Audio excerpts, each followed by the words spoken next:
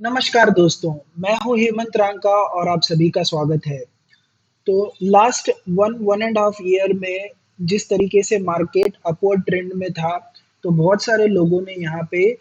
Equity में हो या फिर एफ&ओ में हो, अच्छा खासा पैसा कमाया है। लेकिन हमने ये देखा है कि बहुत सारे क्लाइंट्स जो है, जब भी अपनी इनकम टैक्स की रिटर्न्स फाइल करते हैं, मोस्ट ऑफ द केसेस में जो अपने एफ&ओ के रिलेटेड ट्रांज़ैक्शंस है या फिर अपने शॉर्ट टर्म कैपिटल गेन के रिलेटेड ट्रांजैक्शंस है या फिर अपने इंट्राडे के रिलेटेड ट्रांजैक्शंस है या फिर अपने म्यूचुअल फंड्स या फिर अपने लॉन्ग टर्म कैपिटल गेन को इनकम टैक्स रिटर्न फाइलिंग में रिपोर्ट ही नहीं करते हैं। सबसे पहले ये तो इनका एक इग्नोरेंस हो सकता है कि इनको इस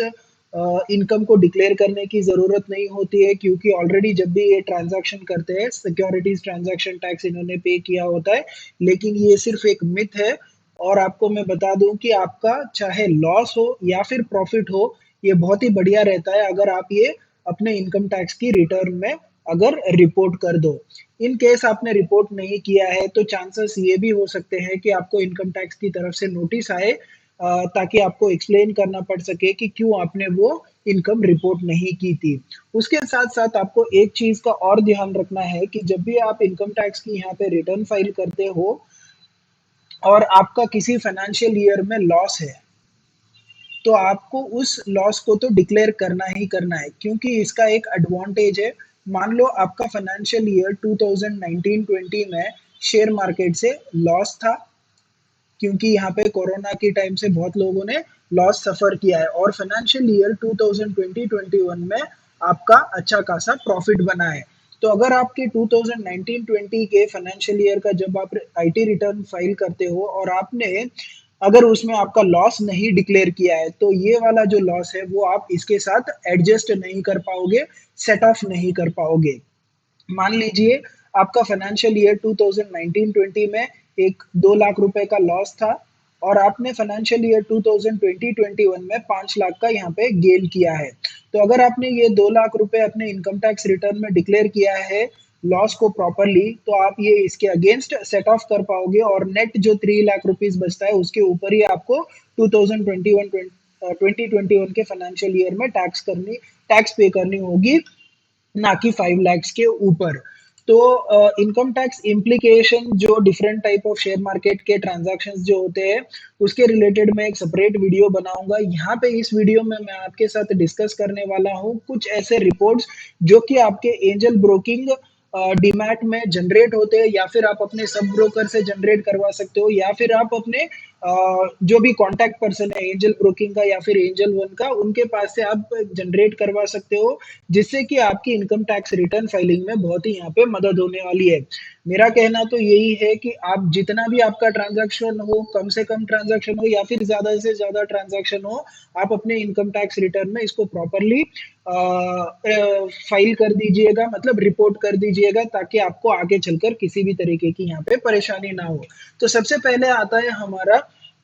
प्रॉफिट एंड लॉस स्टेटमेंट, जो कि इक्विटी का होता है और एफ&ओ सेगमेंट का होता है। तो यहाँ पे ये जो रिपोर्ट बनती है ये इंडिविजुअली भी आपकी रिपोर्ट निकलती है। सिर्फ आपको अगर चाहिए आपने इक्विटी सेगमेंट में, मतलब इंट्राडे ट्रांजैक्शंस किए इक्विटी शेयर ट्रांजैक्शंस में, इक्विटी शेयर्स में, या फिर आपने होल्ड करके उनको सेल किया है, या फिर आपने 1 ईयर से ज्यादा होल्ड करके इनको सेल किया है, तो ये सारे आपके इक्विटी सेगमेंट के ट्रांजैक्शन हो जाएंगे। इसकी आपको अगर प्रॉफिट एंड लॉस स्टेटमेंट चाहिए तो ये सेपरेटली जनरेट हो जाती है। और इन द सेम वे आपके जो एफ&ओ सेगमेंट में जो भी ट्रांजैक्शंस होते हैं उनकी भी आपको अगर प्रॉफिट एंड लॉस चाहिए स्टेटमेंट, तो ये सेपरेटली यहाँ पे जनरेट हो जाती है। तो वो कुछ इस तरीके की जनरेट होती है, मैं आपको बताता हूँ। अगर आपने सिर्फ इक्विटी की यहाँ पे रिक्वेस्ट की हुई है तो इस तरीके की आपकी यहाँ पे स्टेटमेंट जनरेट होगी, जिसमें आपको शेयर स्क्रिप वाइज, यानी शेयर वाइज आपको डिटेल मिल जाएगा कि आपने एवरेज रेट किस रेट पे बाई किया था, किस रेट पे आपने सेल किया है, और इसमें आपको इंट्राडे में कितना प्रॉफिट हुआ है, या फिर शॉर्ट टर्म में कितना प्रॉफिट हुआ है, या फिर लॉन्ग टर्म में कितना प्रॉफिट हुआ है। तो यहाँ पे जो ये टोटल अमाउंट आती है इस वाइज आपको रिपोर्ट करने में यहाँ पे इजी हो जाएगी। जो ये शॉर्ट टर्म आपकी कैपिटल गेन है, आप इसको शॉर्ट टर्म कैपिटल गेन वाले सेक्शन में रिपोर्ट कर सकते हो, और अगर यहाँ पे आपको लॉन्ग टर्म कैपिटल गेन में कुछ ना कुछ अमाउंट दिखाई देती है तो वो लॉन्ग टर्म कैपिटल गेन वाले सेक्शन में रिपोर्ट कर सकते हो। और ये जो इंट्राडे है ये आपकी स्पेक्युलेटिव इनकम ट्रेड होगी, तो आप ये स्पेक्युलेटिव इनकम के कॉलम में इसको फिल कर सकते हो। तो इस तरीके से आप इजीली इस रिपोर्ट की मदद से क्या है,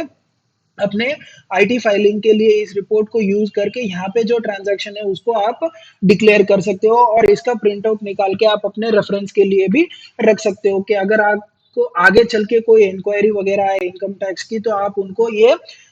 दे सकते हो और उनको बता सकते हो कि जो भी मेरे सब स्टॉक ब्रोकर ने जनरेट करके दी है रिपोर्ट, मैंने उसके हिसाब से ही इनकम टैक्स की रिटर्न फाइल की है और किसी भी प्रकार की यहाँ पे कोई भी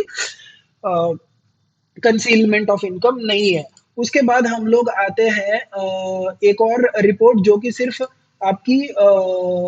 कंबाइंड रिपोर्ट है। यहाँ पे आपको इक्विटी सेगमेंट के भी ट्रांजैक्शन मिल जाएंगे और उसके साथ साथ एफ एंड ओ सेगमेंट के भी ट्रांजैक्शन यहाँ पे आपको मिल जाएंगे। तो यहाँ पे आप देख सकते हो कि जो भी equity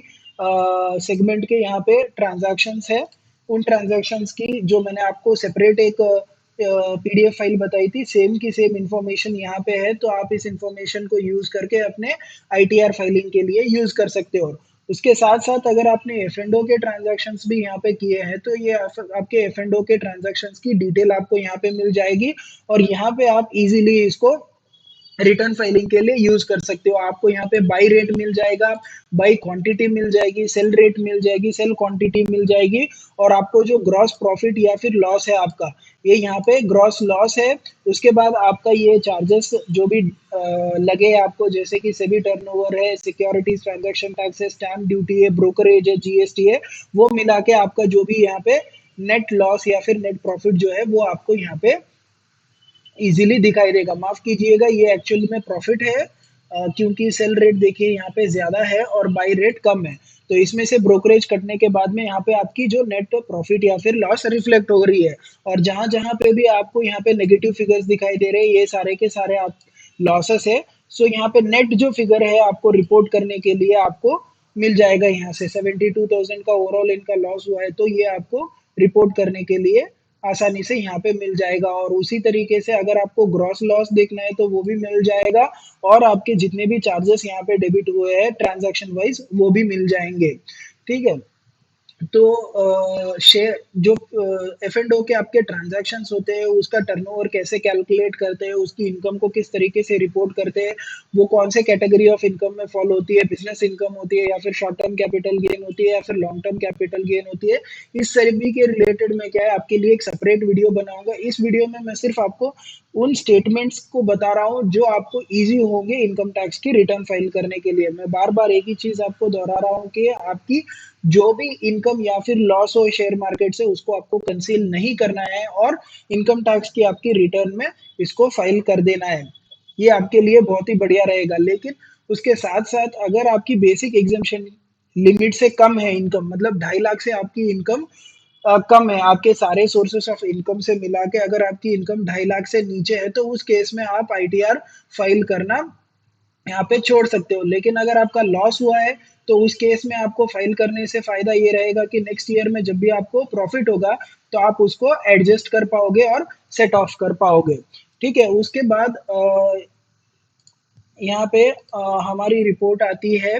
combined statement of profit and loss, equity segment and F and O segment. यही जो मैंने आपको बताया, एक तो आप इंडिविजुअली सेपरेट इक्विटी सेगमेंट की रिपोर्ट निकाल सकते हो और एफ एंड ओ सेगमेंट की सेपरेट रिपोर्ट यहाँ पे निकाल सकते हो। उसके साथ साथ आप चाहो तो कंबाइंड रिपोर्ट भी यहाँ पे निकाल सकते हो। बेटर यही रहेगा कि कंबाइंड रिपोर्ट निकाल लो, आपके सारे के सारे ट्रांजैक्शन एक ही पीडीएफ फाइल में आपको मिल जाएंगे। ठीक है, उसके बाद में आती है आपकी कंबाइंड लेडजर। ये बहुत ही इंपॉर्टेंट है। बेसिकली लेडजर आपका एक जस्ट लाइक बैंक स्टेटमेंट होता है जिसमें आपके जो भी ट्रांजैक्शंस है वो सारे के सारे ट्रांजैक्शंस आपको रिफ्लेक्ट होंगे। जब भी आपने अमाउंट डिपॉजिट किया है पर कॉन्ट्रैक्ट नोट वाइज आपकी जो भी डेबिट अमाउंट है, क्रेडिट अमाउंट है, वो सारी की सारी आपको यहाँ पे रिफ्लेक्ट हो जाएगी। और यहाँ पे मैं लेडजर का इस्तेमाल किस लिए कर रहा हूँ, क्योंकि जब भी आपको ब्रोकर कुछ इस तरीके के चार्जेस डेबिट करता है, जैसे कि आपके एएमसी चार्जेस है, डीपी चार्जेस है, डीमैट अकाउंट मेंटेनेंस चार्जेस है, of market on market transactions है, या फिर आपको अगर इंटरेस्ट वगैरह डेबिट हुआ है, पेनाल्टी वगैरह डेबिट हुई है, पीक मार्जिन की वगैरह, तो वो सारी आपकी यहाँ पे लेडजर में रिफ्लेक्ट होने वाली है। तो वो सारे के सारे एक्सपेंसेस भी आप क्लेम कर सकते हो जब भी आप अपनी आईटी फाइलिंग करते हो। ये सारे के सारे अगर आप अपने इनकम में एडजस्ट करोगे तो आपका इनकम कम हो जाएगा, तो आपकी इनकम टैक्स की लायबिलिटी भी कम हो जाएगी। और उसके साथ साथ अगर आपका लॉस है तो उस लॉस को आपको इस सारे एक्सपेंसेस को ऐड करना है, ताकि आपकी जो लॉस की अमाउंट है वो ज़्यादा हो जाए और नेक्स्ट ईयर में ये सारी की सारी आप इजीली एडजस्ट कर पाओ। ठीक है, उसके बाद में आते हैं हम लोग, नेक्स्ट है फंड्स ट्रांजैक्शन रिपोर्ट में। तो यहाँ पे अगर कभी कभार क्लाइंट को उनके जो फंड्स के सिर्फ फंड्स के रिलेटेड इंफॉर्मेशन चाहिए होती है कि कब कब उन्होंने अमाउंट डिपॉजिट किया और कब कब उन्होंने अमाउंट विड्रॉ किया, तो उस केस में आप स्टेटमेंट ऑफ फंड ट्रांजैक्शन को यहाँ पे रिक्वेस्ट कर सकते हो, जिसमें कि आप देख सकते हो कि जब भी इन्होंने फंड्स डिपॉजिट किया है तो उसका भी यहाँ पे डिटेल्ड रिपोर्ट आई है, और जब भी इन्होंने फंड्स विड्रॉ किया है उसका भी यहाँ पे डिटेल्ड रिपोर्ट आ गई आ गई है। डेट वाइज आपको इंफॉर्मेशन मिल जाएगी। इसको आप online easily PDF to Excel की कन्वर्टर की मदद से एक्सेल में कन्वर्ट कर सकते हो और सम वगैरह इजीली कर सकते हो। और यहाँ पे भी आप देख सकते हो कि इन्होंने टोटल नेट फंड्स जो है अपने डीमैट अकाउंट में उस पर्टिकुलर फाइनेंशियल ईयर में 72,533.32 डिपॉजिट किया है। तो इन सारी रिपोर्ट्स की मदद से आप अपनी इनकम टैक्स की रिटर्न फाइलिंग इजीली फाइल कर पाओगे, अगर आपने शेयर मार्केट के रिलेटेड ट्रांजैक्शंस यहाँ पे किए हैं। उसके साथ साथ अगर आप डिटेल्ड अकाउंट्स मेंटेन करते हो किसी भी अकाउंटिंग सॉफ्टवेयर में, तो आप इनको मंथली बेसिस पे या फिर क्वार्टरली बेसिस पे या फिर 15 डेज के बेसिस पे डिपेंडिंग अपॉन ट्रांजैक्शन आप इनको इजीली अपने अकाउंटिंग सॉफ्टवेयर में भी रिकॉर्ड कर सकते हो, ताकि आपको एक समरी अच्छे से मिल जाए कि आपको किस तरीके से यहाँ पे प्रॉफिट हो रहा है तो कितना हो रहा है, लॉस हो रहा है तो कितना हो रहा है, कौन सा चार्ज आपको कितना लग रहा है। ठीक है, तो इस वीडियो में बस इतना ही दोस्तों। अगर आपको ये वीडियो पसंद आया हो तो वीडियो को लाइक कीजिएगा, चैनल को सब्सक्राइब कीजिएगा, और आपके कोई भी डाउट्स वगैरह हो तो नीचे कमेंट सेक्शन में ज़रूर लिखिएगा। धन्यवाद।